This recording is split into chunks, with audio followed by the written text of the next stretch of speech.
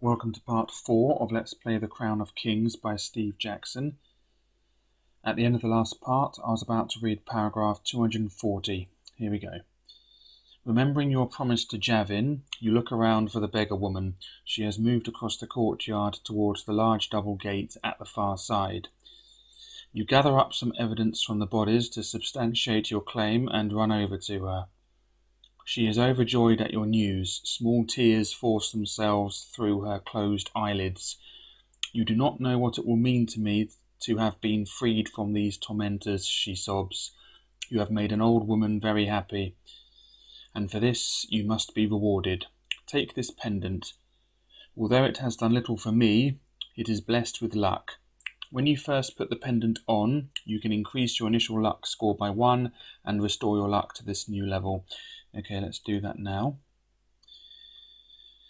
Okay, so our initial luck is currently 14, so that means it's now 15. And we also restore our luck to this new initial value. So our luck is currently 15, and the initial value is now 15. Although it's sort of,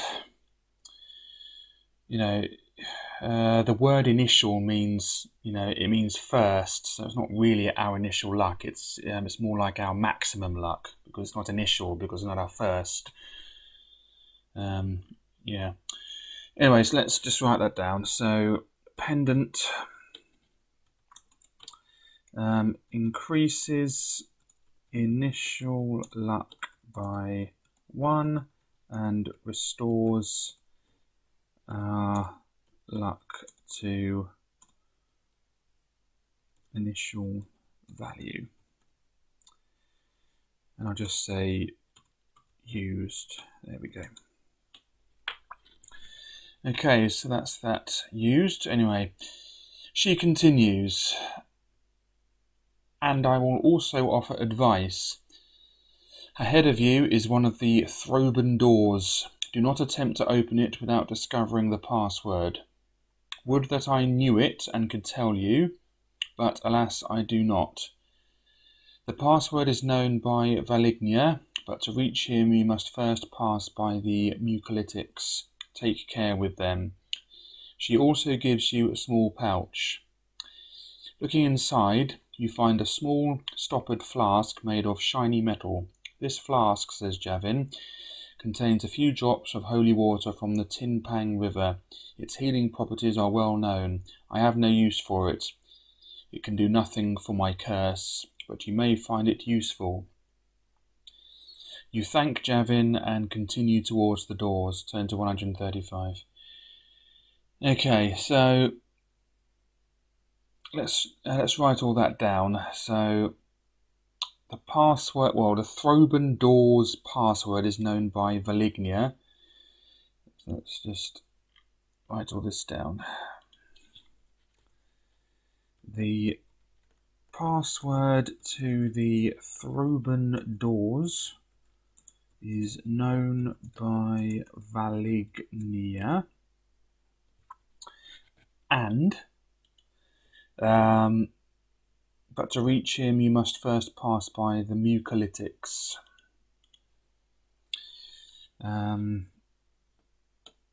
Sorry, I've completely forgotten it already. To reach him you must first pass by the mucolytics. Okay.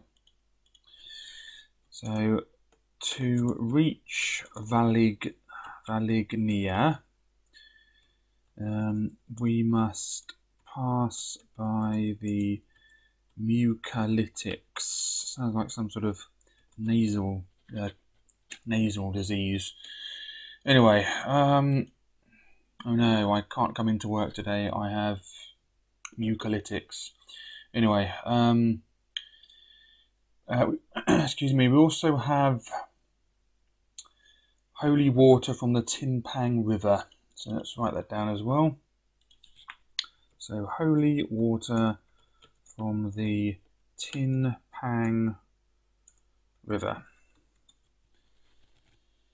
Okay. I'm going to just say it comes in a flask.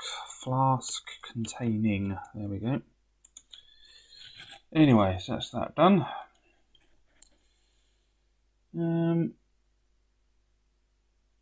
Okay, you thank Javin and continue towards the doors. Turn to 135. Okay, let's go there now. 135. You are approaching the far side of the courtyard. Two large wooden doors loom upwards, and to progress into the keep, you will have to pass through them. A few yards in front of the doors, see now it's using yards again. A few yards in front of the doors, a peculiar shaped metal post as tall as 2 men has been driven into a mound of earth. To the left is nothing. To the right, a smaller wooden door is set into the wall. Will you step up to the double doors and see whether you may be able to get through? Turn to 397. Do you want to investigate the metal pole? Turn to 502. Or will you walk over to the door in the corner of the wall? Turn to 519. Okay, we're going to walk over to the door in the corner of the wall and turn to 519. Let's go there now.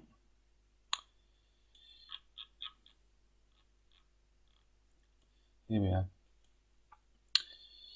You follow the wall along to the corner of the courtyard. A small wooden door is set in the wall, and you open it carefully. Suddenly, the door swings wide open. A short, stocky creature stands in the doorway and demands to know your business. Well, he asks, what do you want in here? Come to torment the mucolytics, I expect. Come on then, where's your courage? I won't bite. Through there on the left, hurry up. You tell him you had no intention of tormenting the mucolytics. He raises an eyebrow. No? Then what in Throth's name do you want here? You can't be wanting to meet the spiny ones. What do you want? Inside is a small room with 2 doorways. Will you tell him you want to pass through the door on the left, turn to 18, or will you demand that he stand aside to let you pass through the door on the right, turn to 221? Okay, we're going to pass through the door on the left and turn to 18.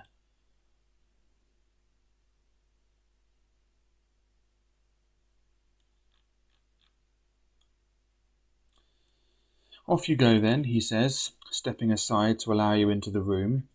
You walk over to the left and open the door. There is a short passageway which ends at another door, and you open this one next. The room inside is a disgusting scene. Broken wood, weapons, bones and glass are scattered around the floor, and thick slime lies everywhere. Slumped in one corner is a bulky creature with blubbery skin. Its head is hideous, with a short trunk-like snout in the middle of its face. Your arrival has startled it, and it climbs slowly to its feet. 2 doors lead from the room, one directly opposite and the other in the wall to your left. The creature is now standing on its feet. It is the size of a bear, and it is holding one hand up to its ear as if trying to hear what you are saying. Yeah, there's the picture for us. There we go. So that's its hand there, and that's its nose and everything. Yeah, it sort of looks like a bear.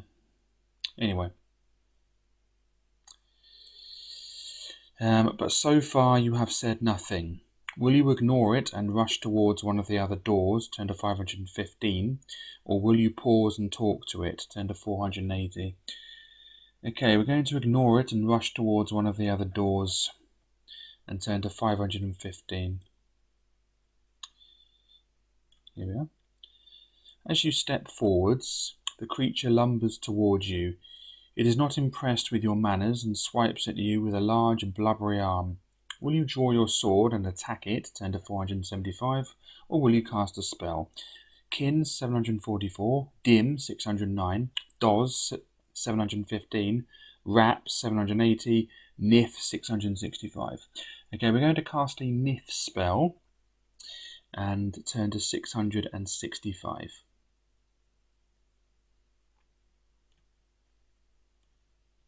Here we are. Deduct 1 stamina point. Okay. Let's be down to 20.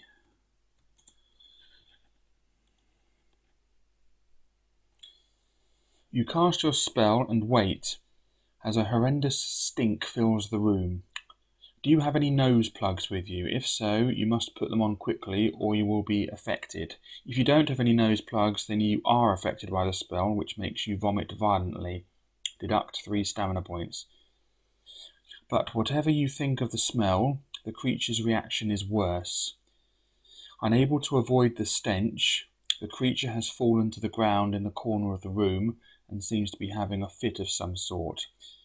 Its convulsions finally stop and it settles back motionless. It is dead. 10 to 443. Okay, do we have any nose plugs? Just search for plugs. Yes, we have a pair of nose plugs, and there they are. Excellent, good. Okay, so we don't have to deduct 3 stamina points, and it is dead, that horrible creature, and we're turning to 443.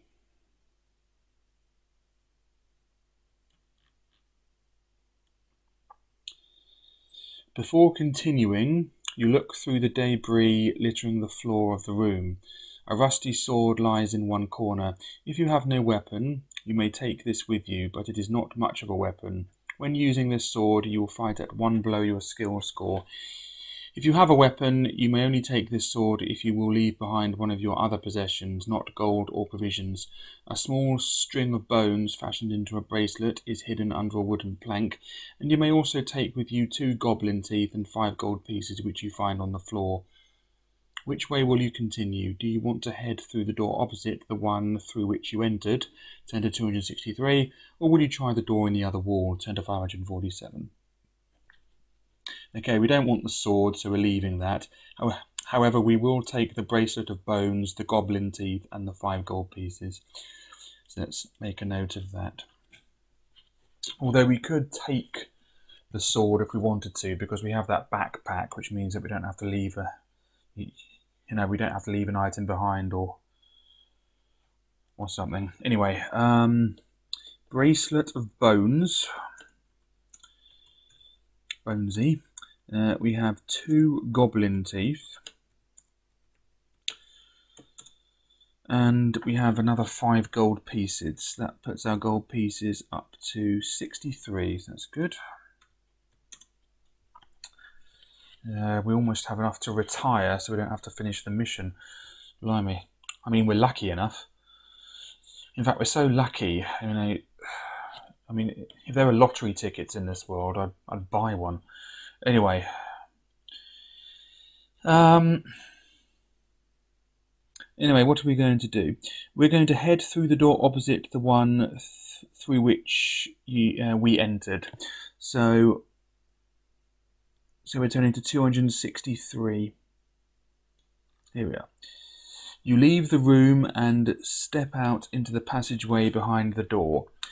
You wonder whether the commotion will have alerted the stocky little creature who let you in, but then you remember his words about tormenting the mucolytics. Perhaps this sort of thing is quite commonplace. From where you are, you can see 2 options. To your left is an empty room with no door. Empty, that is, except for a table and chair.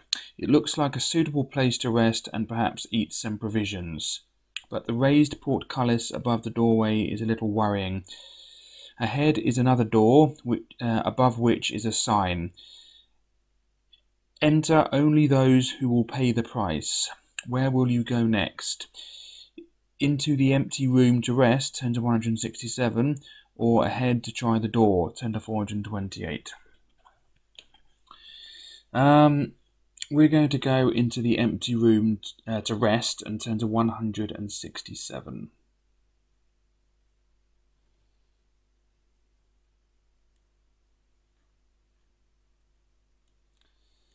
You sit down at the table and rest. If you have any provisions with you, you may eat a meal. If you do so, you can add 2 stamina points if this is your first meal of the day, or only 1 if you have already eaten.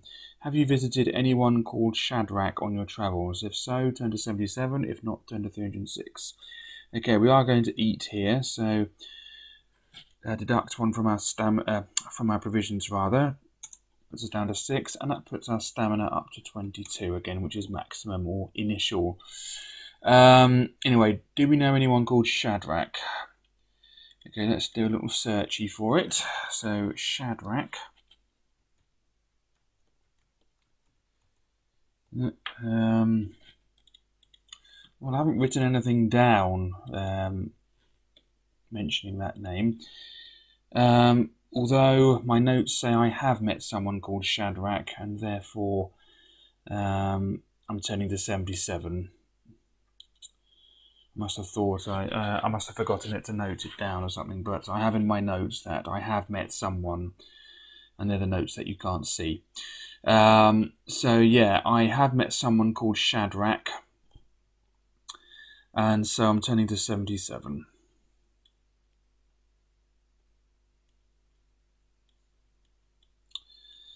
You are standing to leave the table when a voice speaks your name. Do not be so hasty to leave, my friend. Allow me to speak to you. The voice is familiar. You look all around you but see no one. But gradually an image forms in mid-air. The ghostly image is familiar, but it is not until it is fully formed that you recognize it. Shadrach. You ask him what he is doing here. Have you forgotten my powers? He laughs. You remember the face in the tree. I may be where I wish. I may be where I wish when I wish. But this distance is greater than I have travelled before, and it is very tiring to me. My stay will be brief. You have survived many dangers and have proved yourself a worthy champion of your kingdom. I, for one, wish your mission to be successful, but there are further dangers you must face.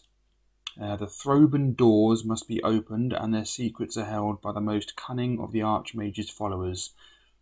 Valignia, the miser, Nagamante, the torture master, and one other, but I am unable to discover who is the last. Your allies are few, but seek out the Samaritans of Shin, for, like you, they seek an end to the Archmage's ambitions of power. You thank Shadrach for his warning and advice, and ask him why he has travelled so far to give you this message. 2 nights ago, the Archmage's guards arrived at my cave. Their ways with the power of pain are persuasive.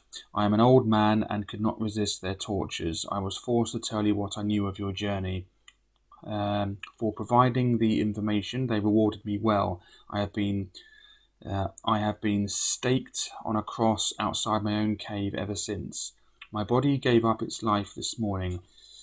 How else could I revenge myself on these torturers of old men? My spirit can travel much faster than their horses.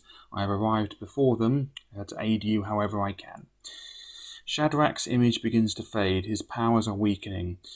As he disappears, you vow your revenge on the murderers of the hermit. You stand up to leave. Will you storm back out of this place into the courtyard, turn to 141, or will you turn left and head for the room with the message over the door, turn to 428? Okay, we are going to turn left and head for the door with the message over the door. My apologies, sorry. Turn left and head for the room with the message over the door. There we go. And turn to 428. Can't read for some reason. Anyway, 428, here we come. Oops, too far. There we go. Nearly, there we are. Here we are, okay. You step up to the door. Your hand reaches for the handle, but before you can touch it, a gruff voice calls out from inside. Inside, but do not waste my time unless you carry gold. You step inside. The room is elegantly laid out with ornaments and drapes. Sitting behind a fine table is a large brown-skinned man wearing a turban perched on top of large bulbous ears. He is very fat. Ho ho, he laughs, and what have we here? Not much finery. Certainly not a merchant, perhaps a fortune hunter. Do you hide wealth under those tawdry rags? The price to enter this room is 1 gold piece, and we like our payment in advance, do we not, Hashi? He looks down and strokes a large black jaguar which is sitting under the table. Will you throw him 1 gold piece as he wishes in exchange for information? Turn to 542. Will you ask him his name and what he is doing here, 10 to 42, or will you tell him that he looks as though he could do with a hired sword to protect his possessions, 10 to 94. Okay, there he is, and there's the mean-looking jaguar underneath the table. Okay, we are going to ask him his name and what he's doing here, and turn to 42. My name is Velignia, he starts, first assistant to the Lord Treasurer of Mampang. I collect taxes and I collect gold. May I now have my gold piece? He is becoming impatient.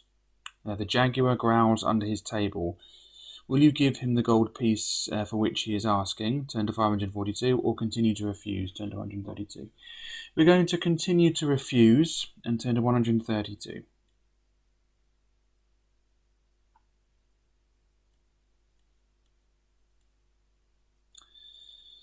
You may have a bargain in mind, that if he helps you into the inner keep, you would be willing to give him his gold piece.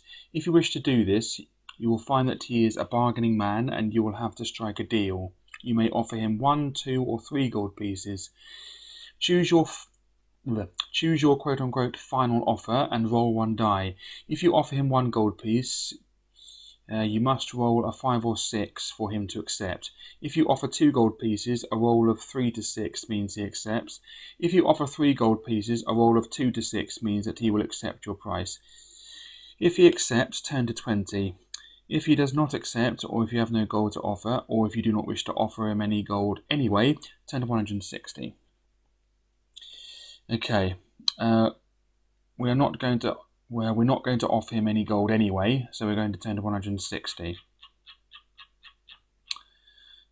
To hell with his avarice.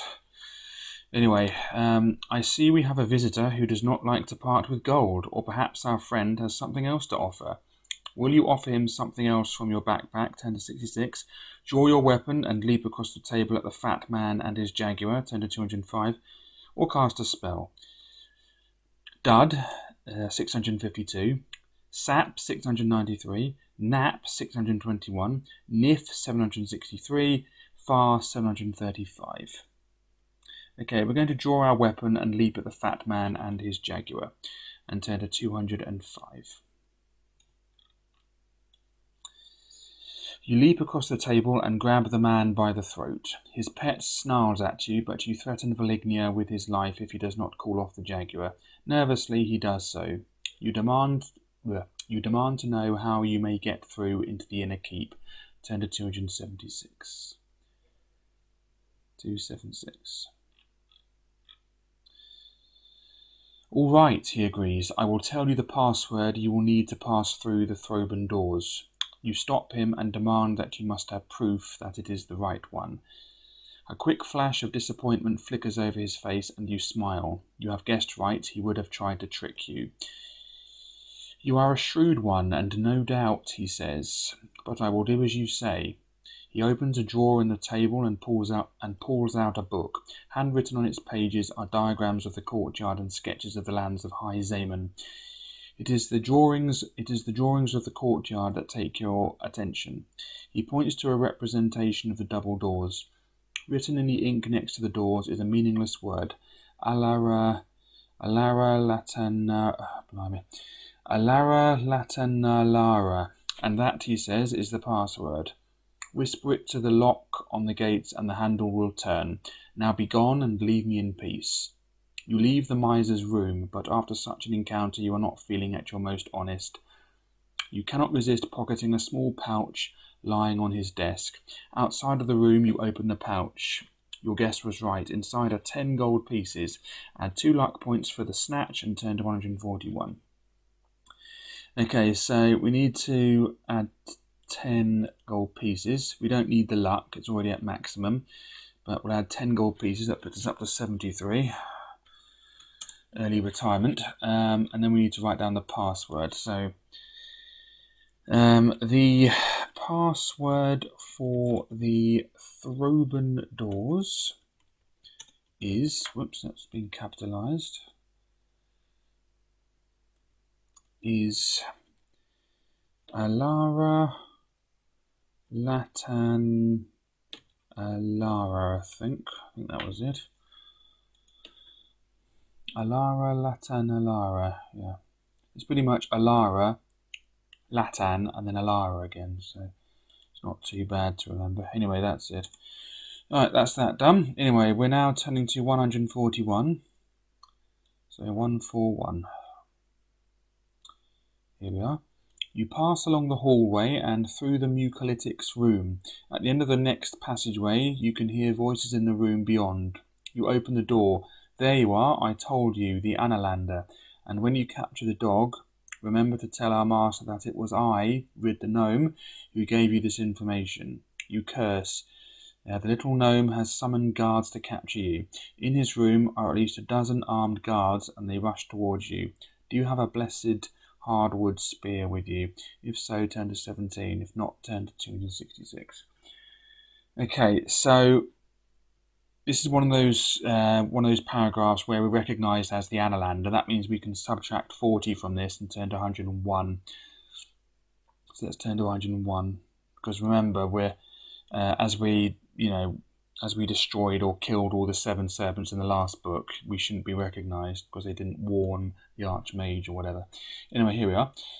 You pass along the hallway and through the mucolytics room. At the end of the next passageway, you open the door to the entrance chamber. The short, stocky creature that let you in is no longer there. You open the door to the courtyard and step outside. The way is clear to the large double doors, and you follow the wall towards them. Turn to 392.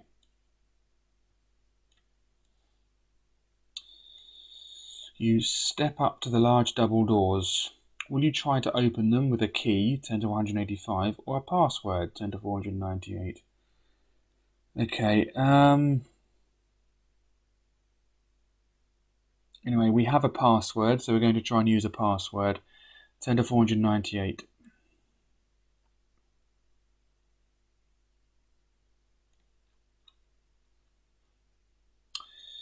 Here we are. Do you know a password which will open the doors? Is it any of the following? Alara Latan Alara, turn to 32. Alara Lamaul Atana, turn to 312. Alara Laramalana, turn to 157. None of these, turn to 379. Okay, it was, of course, Alara Latan Alara, which is turning to 32. So off we go.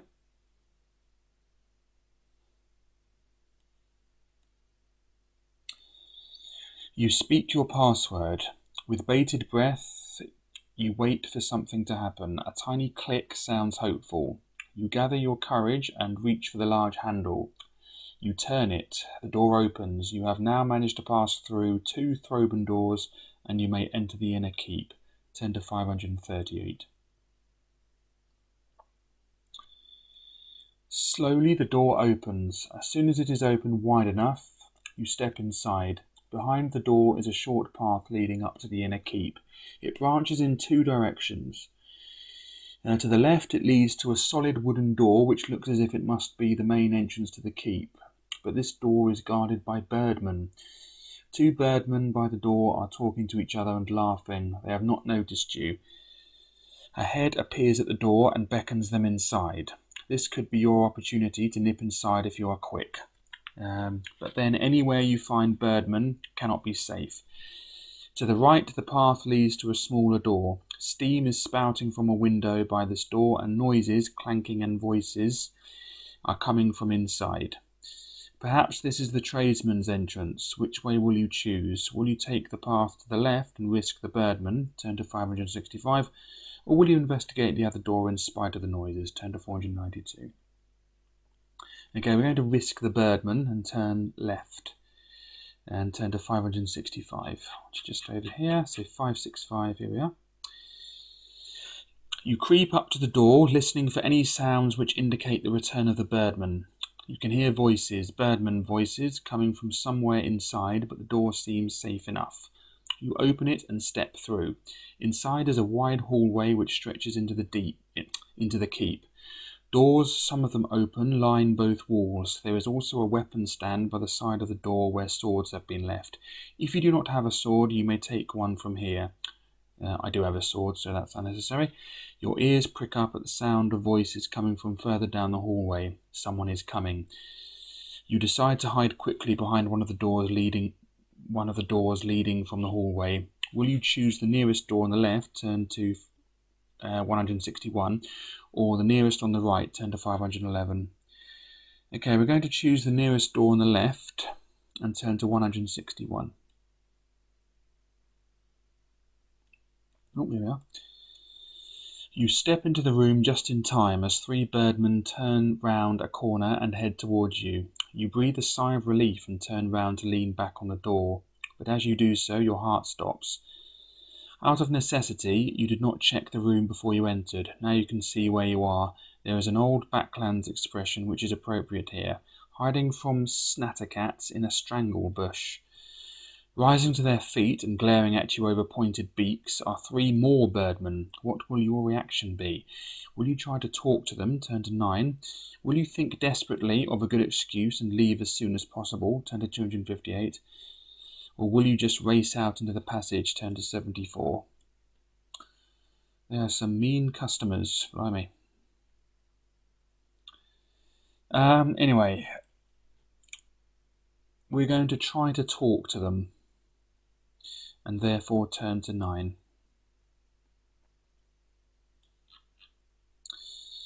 You think quickly. Will you tell them you have come to see whether they would like any food while they wait? Turn to 275. Will you make out that you have travelled a great distance and ask them for news of the fortress affairs? Turn to 166. Or will you try to be polite and ask them how they and their families are? Turn to 200. We're going to ask them how they and their families are, and try to be polite, and turn to 200.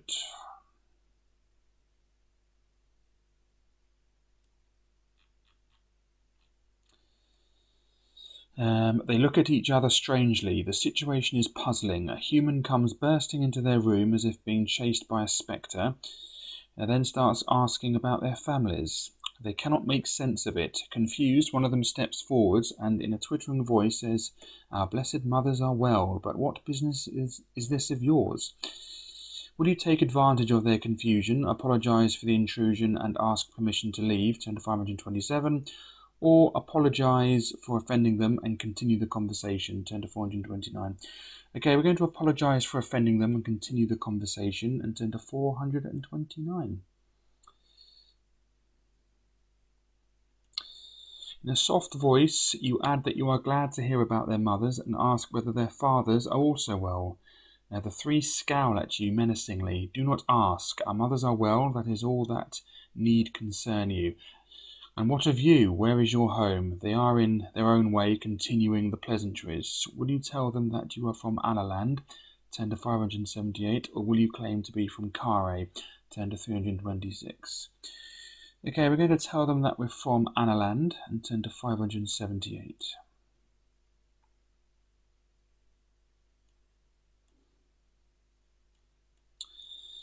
Now the 3 look at one another. "From Analand, eh?" asks one, and they make little chirping noises quietly to one another. "If you are from Analand, then you will no doubt have heard of the Crown of Kings. Have you any interest in this treasure? Will you tell them that you have no interest in this Crown of Kings, and ask them instead for any news they might know of the Archmage and his henchmen? Turn to 68. Or will you admit your interest and ask why they want to know? Turn to 82.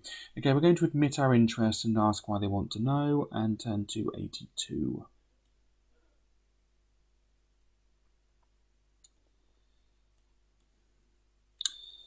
"Friend," chirps the first birdman, keeping his voice down, "I can tell that you are concealing from us the real reason why you are here.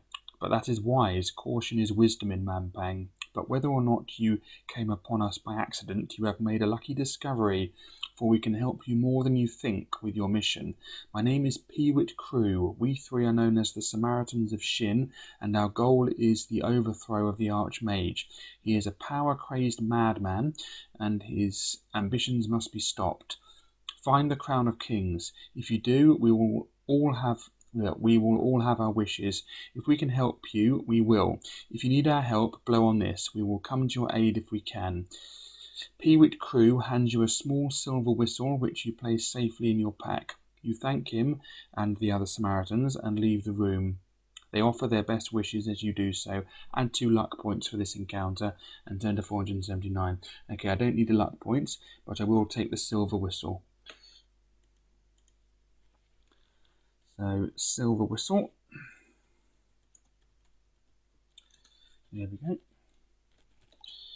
And then we're turning to 479, which I will read in the next part. So thanks very much for watching. I hope you've enjoyed this video, and I'll just make a note here that the next paragraph is 479 and it is unread.